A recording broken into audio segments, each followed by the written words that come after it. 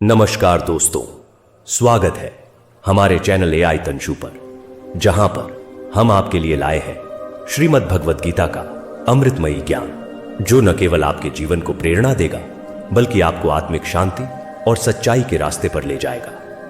अगर आप भी अपने जीवन को नई दिशा देना चाहते हैं तो हमारे चैनल को सब्सक्राइब करें, लाइक करें और इस ज्ञान को अपने दोस्तों और परिवार के साथ शेयर करें। तो चलिए आज डूबते हैं गीता के चौथे अध्याय ज्ञान कर्म संन्यास योग के दिव्य ज्ञान में। श्लोक 1। श्री कृष्ण बोले, हे अर्जुन, मैंने इस अमर और अविनाशी योग का ज्ञान सबसे पहले सूर्यदेव वैवस्वान को दिया। सूर्यदेव ने इसे अपने पुत्र वैवस्वत मनु को सिखाया और मनु ने अपने पुत्र राजा इक्ष्वाकु को। इस तरह यह ज्ञान परंपरा के माध्यम से राजर्षियों तक पहुंचा, लेकिन कालांतर में यह योग धरती से लुप्त हो गया। हे अर्जुन, तुम मेरे परम भक्त और प्रिय मित्र हो, इसलिए आज मैं तुम्हें यह प्राचीन और गुप्त योग का ज्ञान दे रहा हूं। इसे समझो और अपने जीवन में उतारो। इस श्लोक में श्री कृष्ण अपने निराकार और अनंत स्वरूप की बात करते हैं, न कि साकार मानव रूप की। यह योग ज्ञान सृष्टि के प्रारंभ से मौजूद है, जो ज्ञान योग और कर्म योग का संगम है। सूर्य का अर्थ है प्रकाश, जो अज्ञानता के अंधेरे को मिटाता है। विवस्वान, सूर्यदेव, मनु, नियम कानून के प्रणेता, और इक्ष्वाकु, सूर्यवंशी क्षत्रियों के पूर्वज के माध्यम से यह ज्ञान राजर्षियों तक पहुंचा, लेकिन स्वार्थ और अधर्म के कारण यह लुप्त हो गया। श्री कृष्ण गीता के माध्यम से इसे फिर से जीवित करना चाहते हैं। यह ज्ञान गुप्त है, क्योंकि इसे वही समझ सकता है जो अहंकार और मैं मेरा के भ्रम को छोड़कर आत्मा और शरीर के अंतर को समझता है। कल्पना करें, अगर आज के नेता और समाज नैतिक मूल्यों को अपनाएं तो यह ज्ञान फिर से समाज की जड़ों तक पहुंच सकता है, लेकिन नेताओं के लालच और स्वार्थ के कारण इसे दबा दिया गया है। श्लोक 2। अर्जुन ने कहा, हे माधव, आपका जन्म तो हाल ही में हुआ है, जबकि सूर्यदेव सृष्टि के प्रारंभ से है। फिर मैं कैसे मानूं कि आपने सूर्य को यह योग सिखाया? अर्जुन का यह सवाल स्वाभाविक है। वह श्री कृष्ण को एक सामान्य मानव समझ रहे हैं।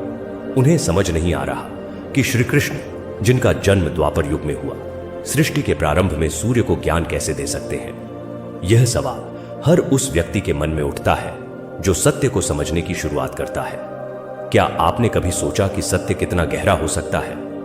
अर्जुन की तरह हमें भी अपने संदेहों को व्यक्त करना चाहिए, क्योंकि यही जिज्ञासा हमें सत्य की ओर ले जाती है। श्लोक 3। श्री कृष्ण बोले, हे पार्थ, मेरे और तेरे कई जन्म हो चुके हैं, तुम्हें उनका पता नहीं, पर मैं सब जानता हूं। मैं अजन्मा और अविनाशी परमात्मा हूं। फिर भी अपनी योग माया की शक्ति से मैं प्रकृति को वश में कर अवतार लेता हूं।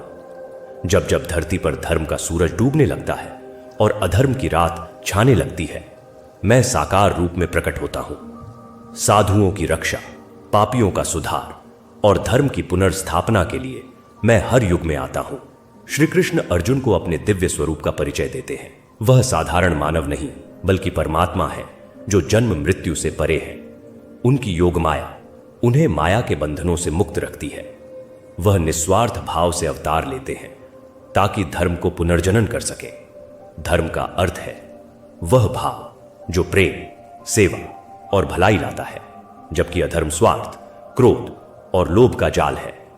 आज जब समाज में स्वार्थ और अहंकार बढ़ रहा है, श्री कृष्ण का यह संदेश हमें सिखाता है कि सच्चाई और भलाई का रास्ता ही असली धर्म है। क्या आप अपने जीवन में धर्म के इस सूरज को जगाना चाहेंगे? श्लोक 4। श्री कृष्ण कहते हैं, हे अर्जुन, मेरा जन्म और कर्म सांसारिक नहीं, दिव्य है। जो यह समझ लेता है कि मैं धर्म की रक्षा और प्रेम फैलाने के लिए अवतरित होता हूं, वह मुझसे एक हो जाता है। ऐसा व्यक्ति जन्म मरण के चक्र से मुक्त होकर मुझे प्राप्त करता है। जो भक्त मुझे शुद्ध प्रेम और निस्वार्थ भाव से याद करता है, वह मेरे साथ एकाकार हो जाता है। श्री कृष्ण बताते हैं कि उनका अवतार निस्वार्थ और पवित्र है। जो व्यक्ति उनके इस स्वरूप को समझकर भक्ति करता है, वह आत्मज्ञान की अग्नि से अपने विकारों, राग, भय, क्रोध को जला देता है और परम शांति प्राप्त करता है। ज्ञान की अग्नि हमारे मन के सारे बुरे संस्कारों को जला देती है, जैसे आग लकड़ी को राख कर देती है। श्लोक 5। श्री कृष्ण कहते हैं, हे अर्जुन, मैंने ही ब्राह्मण, क्षत्रिय, वैश्य और शूद्र वर्ण बनाए, लेकिन यह जन्म पर नहीं, गुण और कर्म पर आधारित है। मैं सृष्टि का रचयिता होते हुए भी अकर्ता हूं, क्योंकि मेरे कर्म मुझे बांधते नहीं। जो इस सत्य को समझ लेता है वह भी कर्मों के बंधन से मुक्त हो जाता है। इसमें श्री कृष्ण वर्ण व्यवस्था को गुण और कर्म पर आधारित बताते हैं, न कि जन्म पर। समाज ने इसे गलत समझकर जातिवाद में बदल दिया। वह स्वयं निस्वार्थ कर्म का उदाहरण है, जो हमें सिखाता है कि बिना फल की इच्छा के कर्म करने से मुक्ति मिलती है। आज हमारी पहचान हमारे कर्मों से होनी चाहिए, न कि जन्म से। श्लोक 6। श्री कृष्ण कहते हैं, हे अर्जुन, कर्म, अकर्म और विकर्म का भेद समझना आसान नहीं। जो इसे समझ लेता है वही सच्चा योगी है। कर्म वह है जो इच्छा से प्रेरित हो, अकर्म वह है जो निस्वार्थ भाव से कर्तव्य के लिए किया जाए, विकर्म वह है जो दूसरों को हानि पहुंचाए। जो कर्म में अकर्म और अकर्म में कर्म देख लेता है वही सच्चा ज्ञानी है। यह श्लोक कर्म की गहराई को समझाता है। कर्म में अकर्म का अर्थ है बाहर से कर्म करते हुए भीतर शांत रहना। अकर्म में कर्म का अर्थ है बाहर से निष्क्रिय दिखने पर भी मन की गतिविधियां। जो इस भेद को समझ लेता है वह कर्म के बंधनों से मुक्त हो जाता है।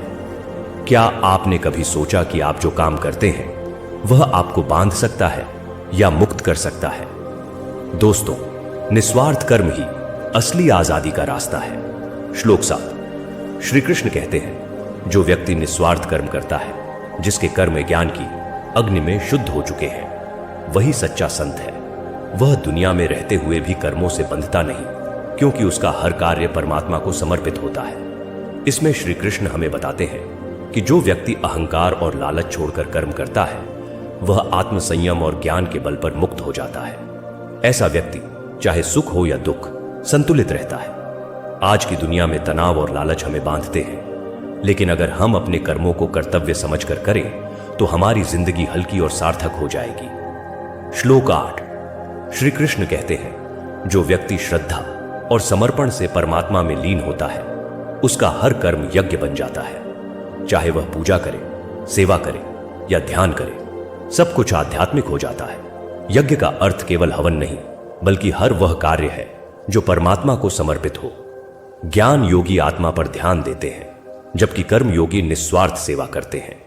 दोनों का लक्ष्य एक ही है, जिंदगी में परम शांति में। जब आप किसी की मदद बिना स्वार्थ के करते हैं तो वह भी एक यज्ञ है। क्या आप अपने रोजमर्रा के काम को यज्ञ बना सकते हैं? श्लोक 9।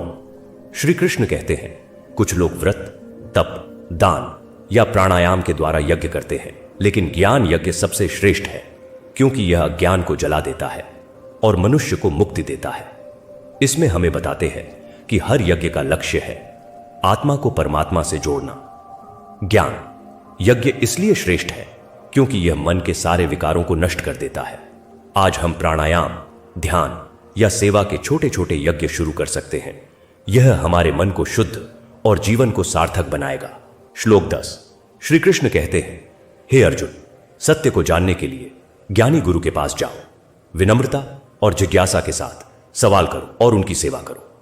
वे तुम्हें वह दिव्य ज्ञान देंगे जो सारे भ्रम मिटा देगा। गुरु वही है जिसने सत्य को अनुभव किया हो। श्रद्धा, सेवा और जिज्ञासा से ही यह ज्ञान प्राप्त होता है। यह ज्ञान कर्मों के बंधन को तोड़ता है। क्या आपने कभी किसी गुरु या मार्गदर्शक से प्रेरणा ली है? सच्ची जिज्ञासा ही हमें सत्य तक ले जाती है। श्लोक 11। श्री कृष्ण कहते हैं, हे अर्जुन, जो श्रद्धा, भक्ति और आत्मनियंत्रण के साथ इस ज्ञान की ओर बढ़ता है वही परम शांति पाता है। जो संदेह में डूबा रहता है वह न इस लोक में सुखी रहता है न परलोक में। इसलिए ज्ञान की तलवार से अपने संदेह काटो और निस्वार्थ कर्म करो। श्रद्धा, विश्वास, भक्ति, समर्पण और आत्मनियंत्रण ही सच्चे ज्ञान की कुंजी है। जो इनके बिना संदेह करता है वह सुख से वंचित रहता है। आज की दुनिया में संदेह स्वाभाविक है, लेकिन अगर हम खुले मन से सत्य की खोज करें तो हमारा जीवन बदल सकता है। क्या आप तैयार हैं इस ज्ञान को अपनाने के लिए? तो दोस्तों, हमें श्रीमद् भगवद गीता का 4था अध्याय हमें सिखाता है कि निस्वार्थ कर्म, आत्मज्ञान और भक्ति ही जीवन को सार्थक बनाते हैं। यह ज्ञान हमें अहंकार, लालच और भय से मुक्त करता है। आज से ही शुरू करें, ध्यान करें, अपने कर्मों को परमात्मा को समर्पित करें और सच्चे गुरु की शरण में जाएं।